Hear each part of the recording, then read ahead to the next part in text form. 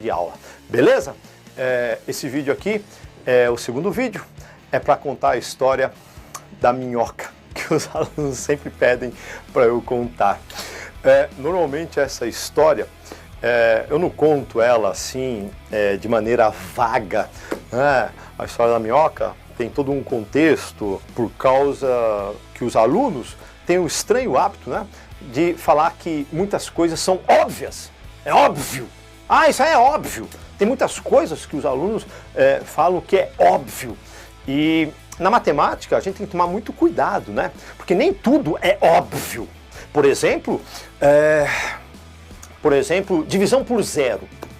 Ah, os alunos sempre falam, é óbvio que divisão por zero não existe. Divisão por zero não existe. Depende, não é bem óbvio, né?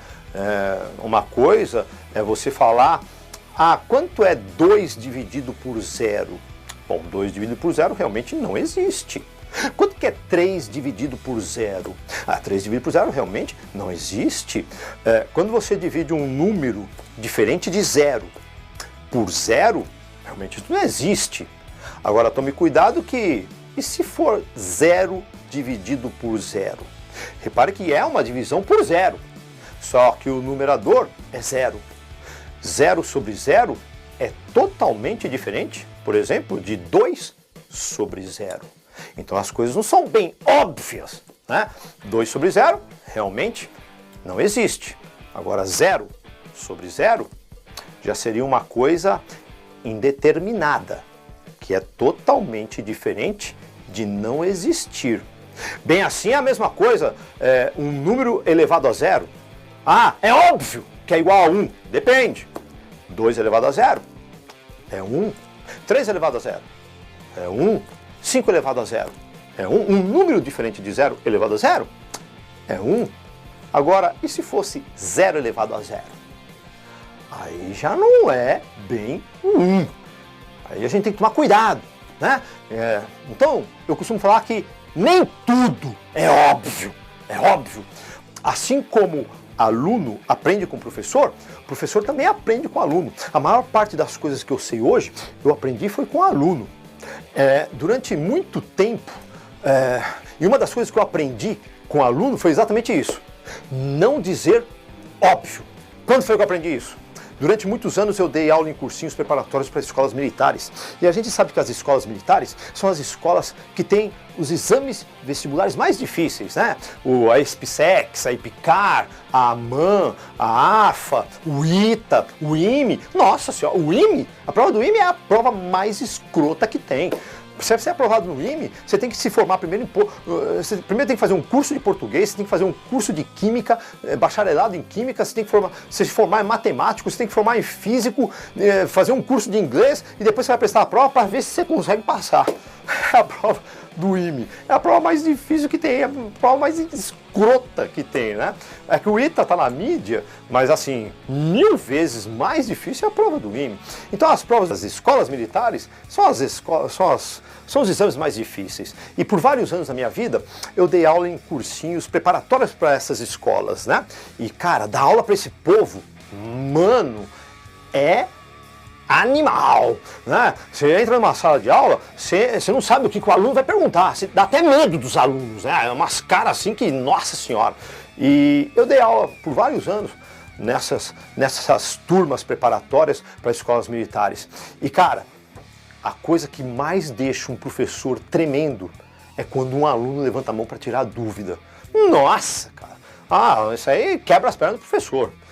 E eu me lembro que eu estava dando aula num cursinho preparatório para a escola militar, sala lotada, estava dando aula, matemática, só exercício soda,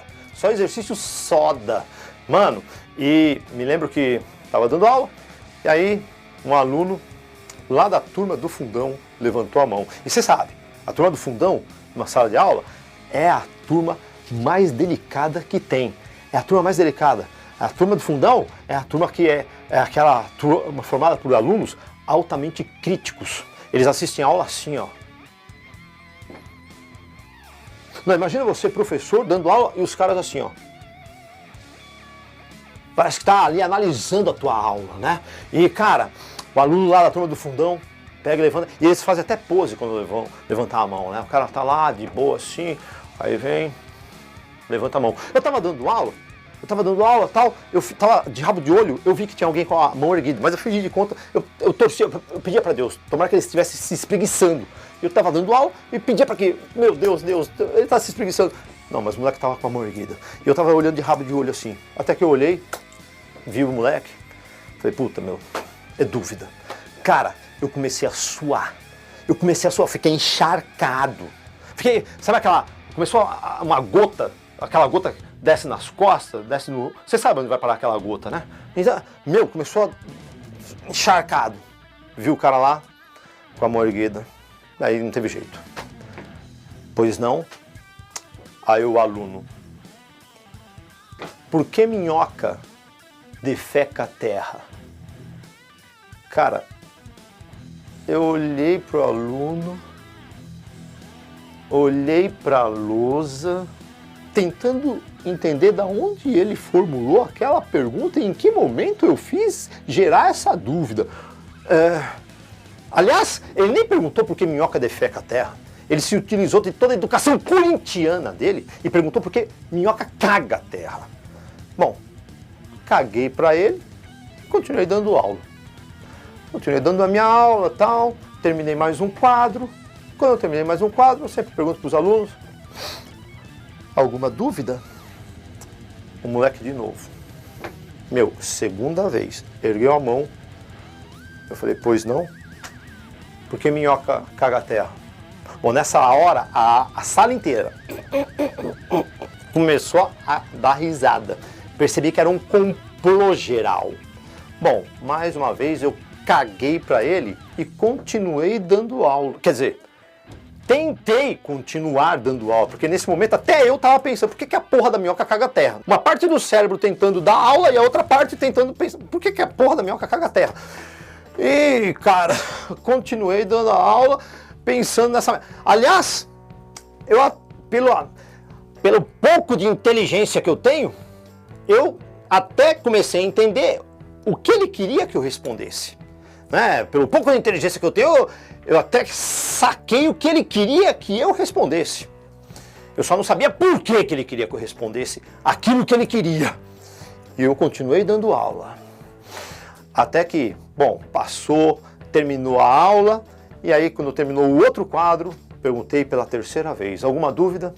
Cara, e pela terceira vez, aquele aluno levantou a mão e perguntou de novo, por que minhoca caga a terra?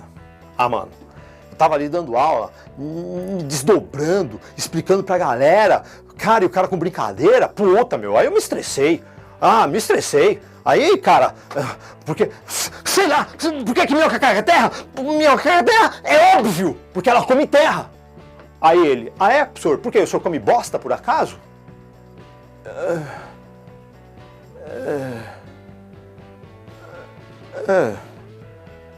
Se minhoca caga a terra porque come terra, então eu, no mínimo, devo comer bosta, porque eu cago bosta. Enfim, cara, eu não sabia mais o que falar. Eu só olhava pro cara e não sabia se mandava ele ir tomar suco de caju, enfim. Bom, a sorte é que a aula acabou e eu saí da sala. Puto da vida. Então, cara, essa história serve para dizer para você, nunca fale que uma coisa é óbvia. É óbvio, é óbvio. Nunca fale isso, porque no dia que você falar que uma coisa é óbvia, você vai comer bosta que nem eu comi naquele dia. Então nunca diga é óbvio para as coisas. Quem fala óbvio come bosta que nem eu comi a bosta da minhoca. Ok, turma? Valeu? Grande abraço, até o próximo vídeo. Tchau.